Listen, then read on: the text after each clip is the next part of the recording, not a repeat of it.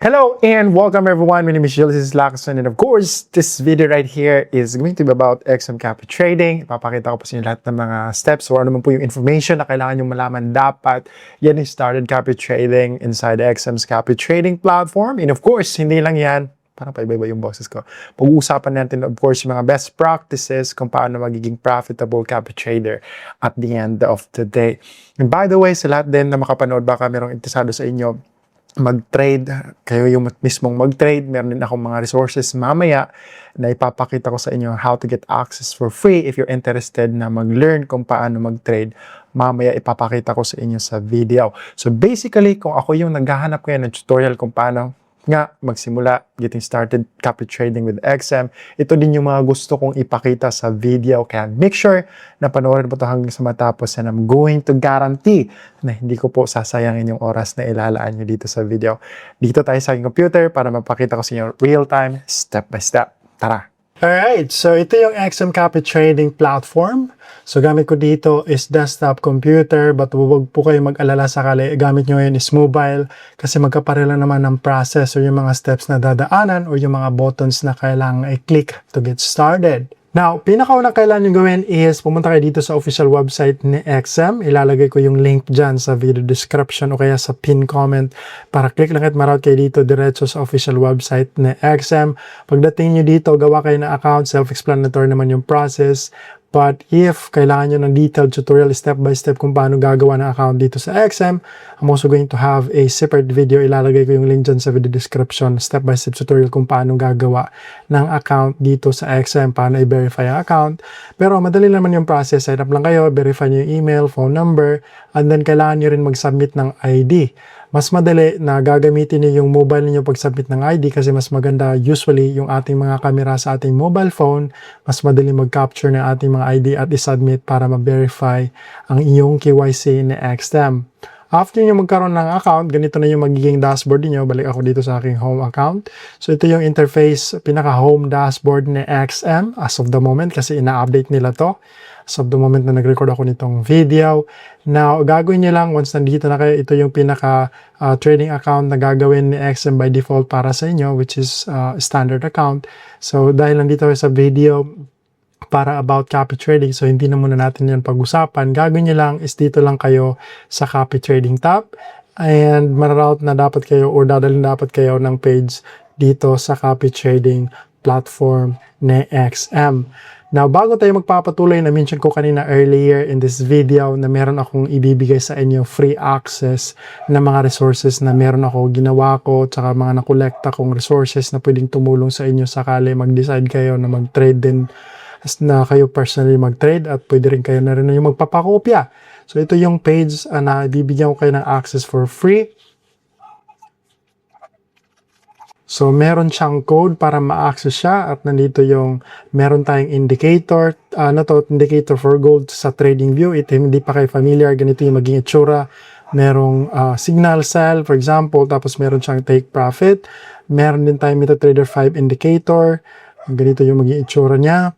And then, meron din tayong EA na automatically magpe-place ng take profit. So, siguro hindi nyo pa ito maintindihan lahat-lahat kasi especially if kakasimulan nyo pa lang at gusto nga lang kayo mag-copy trading kasi wala pa kayo experience mag-trade.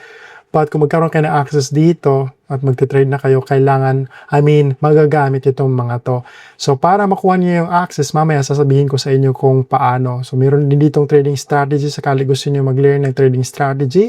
So, gumagamit to ng top-down analysis and nandito rin kasama yung mga explanation sa mga na-mention dito. Halimbawa ngayon, itong mga dito PDH or PDL, nandito CCSID, nandito nakalagay. And then, ano din yung magiging itsura ng mga candlesticks kapag ka nangyari yung ganoon. So, mamaya nga, pag-usapan natin kung paano kayo makakuha ng access dito for free. So, tuloy muna tayo dito sa ating tutorial kung paano nga itong copy trading ni XM. So once nandito na kayo sa copy trading platform ni XM, either mobile man yan or naman yung device na ginagamit niyo ngayon, gagawin nyo lang is hanapin nyo lang tong button na to, investor account. Click nyo lang at gagawa kayo ng investor account. Now dito ngayon, click mo lang tong I declare. Tapos dito sa have a partner code, dito kayo maglalagay ng code na new reg. para magkaroon kayo ng access nung page na pinakita ko sa inyo. So, lagyan niyo lang ng code na to, new reg, tapos create investor account, at ang instruction kung paano para makakuha kayo ng access is nandyan sa video description. So, kailangan nyo mag-send ng email sa akin kasama itong ID para ma-verify natin na ginamit nyo nga yung code na yon, new reg. So, ganun lang yung process. Now, kapag meron ka ng investor account, pwede ka nang mag-invest kasi nga ito na yung account, meron na tayong itong ID, ito yung isasend mo sa akin, andyan yung instruction sa video description. But yung gagawin muna natin next is basahin nyo muna tong Ultimate Copy Trading Guide. So, ilalagay ko pa rin yung link nito dyan sa video description kasi hindi na natin to isa-isahin, baka tataas masyado to ang video. So, for example, ano yung tinitingnan natin? Halimbawa, rest score, andito ano ba dapat yung mga tinitingnan natin rest score, drawdown, tapos growth per month, tapos kapag okay na sa'yo, nakuha mo na to, ano yung mga titingnan dapat kasi in-explain naman dito, pinaka-simplest explanation. Next na gagawin mo is punta ka na dito sa copy trading ni XM at maghanap ka na ng potential na pwedeng kopyahin. So, bago ka mag-deposit is maghanap ka muna ng potential na kopyahin kasi yung iba dito is mayroong mga minimum na i-deposit mo dapat para makopya sila. So, importante na bago tayo mag-decide na mag-deposit is alam muna natin kung sino yung kopyahin natin at magkano yung kailangan para makopya sila. So, for example, dito ka sa low drawdown, kung halimbawa ngayon medyo yung risk appetite mo, gusto mo lang ng slow but steady, pwede ka dito sa low drawdown o kaya sa low risk. Kapag ka mataas masyado yung high risk tapos maliit lang yung drawdown, ibig sabihin hindi siya sumusunod sa kanyang proper risk management. So for example, maliit lang yung kanyang account but yung lot size niya is napakalaki kaya nagiging high risk siya kahit pa maliit yung drawdown. So ang drawdown, ito yung drop ng kanyang equity na time period. Meron na may explanation dito kasi nga hindi na natin ito isa-isahin. Pakita ko lang sa inyo dito yung steps kung paano magkopya. So, tapos na ako naghanap dito, naglagay, kasi kapag halimbawa ngayon, meron ka nang nahanap, ito potential, $50 lang yung for example, ito, $50. Titingnan mo din yung growth niya per month. Kasi kung nakita mo dito, isang beses lang, parang dalawang beses lang ito nag-trade, naging 400% in 1 month, tapos hindi na siya gumalaw. So, yung frequency din ng pagtitrade, yun din yung tinitingnan natin. Kasi halimbawa kung naglagay lang tayo ng pera tapos hindi siya nagtitrade, hindi din mag-grow yung ating pera. Next is titingnan natin yung fees. Kasi halimbawa ngayon, 50%. So, hati pala kayo, 50-50 kayo sa profit. Whatever the profits that you may copying on that particular strategy provider or master trader, yun yung ibang tawag sa mga to. So, 25% okay lang yan. Meron 10%. So, for example, halimbawa ngayon, okay lang sa'yo na 30% as long as okay yung kanyang pagtitrade. Ito, maganda to. Steady yung kanyang growth. Tapos, pero ang laki. Kung trader talaga, sobrang laki nito. Kasi sa akin personally, kahit pa 5%, 6%, kahit pa 3% lang per month na growth, okay na yan sa kapag nagtitrade ka. So, halimbawa ngayon, kopyahin natin itong ito, for example, kaso nga lang, hati talaga yung 50%. So, isa din yan sa tinitingnan natin. So, for example, ito na lang, kasi 10% lang, tapos 100 lang yung minimum na investment. So, gagawin mo para madali mo siya ma-access na later time. Meron nga pala din description dito kung paano nagtitrade, sino yung nagtitrade, tao ba, o kaya yung tinatawag na EA or expert advisor, robot. So, dito, may nakalagay din dapat yan. Tapos, ito yung kanyang growth last month, first kayong buwan na mismo. Makikita mo din kung ano yung kanyang mga tinitrade. Kapag okay sa'yo, natingnan mo base dito sa ating mga key things na i-check natin sa isang master trader bago kopyahin, kapag okay siya, ilalagay natin siya sa ating watch list. Para magawa yan, click mo lang tong star icon dito. Poop. At ayun, nalagay na siya sa ating watch list para mamaya kapag marami kang candidate, marami kang pinagpipilian, madali mo siya ma-access dito sa watch list. So ito na yung mga pinagpipilian ko. Ayan, kung nakikita nyo dito, tutorial naman to, kaya yung diretso-diretso na ako, hindi na ako nagbubusisi pa based on our criteria na hinahanap dito. So gagawin ko, for example, kukupihin ko tong si trade it.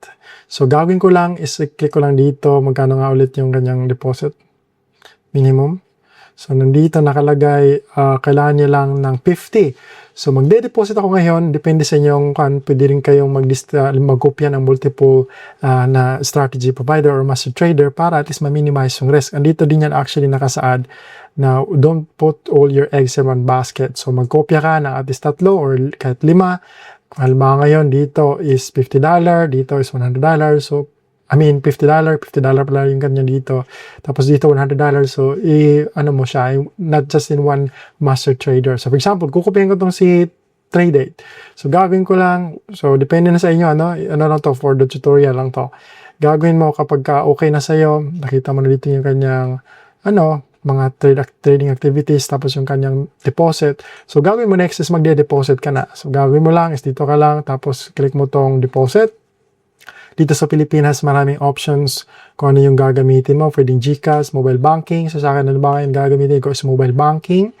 Tapos, magde-deposit ako ngayon ng $51. Oops. Gagawin ko na lang $51 kasi baka merong fluctuation sa conversion ng USD. Hindi tayo makapag-copy kapag bumaba ng $50. So, click ko lang deposit. Self-explanatory naman yung process. So, make sure lang na tama yung mismong account kung saan ka magde-deposit. Ayan, 747. Kasi if you have multiple accounts, magkakaroon ka nga pala talaga ng multiple accounts kasi once you sign up on XM, bibigyan ka ng XM by default ng standard account na trading account. So, ito, investor account is separate siya sa trading account. Kasi sa trading account, pwede ka mag-trade dito is ikukopya mo lang, investor ka lang. So, confirm lang natin. And ito na yung conversion natin sa ating i-deposit na $52.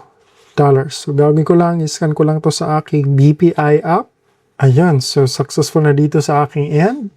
And it should automatically malalagay dapat sa ating copy trading account. So, ito na siya. Investor account, meron tayong 51.01. So, gagawin ko is balik ako dito sa aking copy trading account. And our deposit should appear na dito na nga. So next is balik tayo dito sa ating watch list kasi andito nga yung ating mga kukupihin. Low risk, tapos click mo lang and then dito ka sa button na to, copy. Click mo copy and lalabas dito investment $50 tapos investment amount, ito nga $50 multiplier 0.6 kasi nakadepende yan sa equity niya. Tapos pwede mong i-copy yung kanyang open trades but I would not recommend kasi dapat yung future trades na lang. So, pwede kang mag-set ng take profit and baka ngayon gusto mo mag-take profit kapag ka nag-profit ka na ng $50 out of your $50 investment. Pwede ka rin maglagay ng stop loss. Ano ba ngayon ayaw mo nabababa ng $30 yung pwede mong malugi. So, pwede mo yung iset dito by amount. So, ganyan. Stop loss in USD. So, hindi ko na yan gagawin. Gagawin ko na lang next is continue ko lang. And then, ayun, nakopya na yung ating, kinokopya. So, gagawin mo kapag gusto mo makita yung mga kinokopya mo, dito ka lang sa portfolio. So, dito ka rin pwede mag-exit saka ayaw mo nang kopyahin yung isang particular na strategy provider or yan nga, tawag is master trader. So, ito lang exit strategy. Pwede mo rin i-pause. Pwede ka mag-add ng investment. So, basically, dito mo i-manage ang yung pagkopya sa kanya. So, ganun lang kasimple kung paano magkopya dito sa XM. But of course, hindi naman ako perfectong tao na talagang ma-explain ko talaga lahat. Masagot yung yung mga questions ninyo in mind. Kaya if you still have questions, please do let me know in the comment section below. And again, para ma-access nyo yung page kanina na pinakita ko, andyan yung instruction kung paano nyo ma-access sa video description. But of course, yung pinakaunang qualification is ginamitan nyo dapat nung new reg na code, which is ang ibig sabihin naman doon is new registration. And isend nyo yung ID sa aking email, which is andyan pa rin sa video description para isend ko sa iyo yung code kung paano nyo ma-access para ma-access nyo yung page na yon. Maraming salamat sa panonood. And once again, my name is Ulysses Lacson. Ulysses Lacson. And make sure to subscribe sakali hindi pa kayo subscribe. At okay lang naman or okay naman sa inyong mga ganitong type of content dito sa YouTube. Maraming salamat sa panonood and have a nice day. Take care.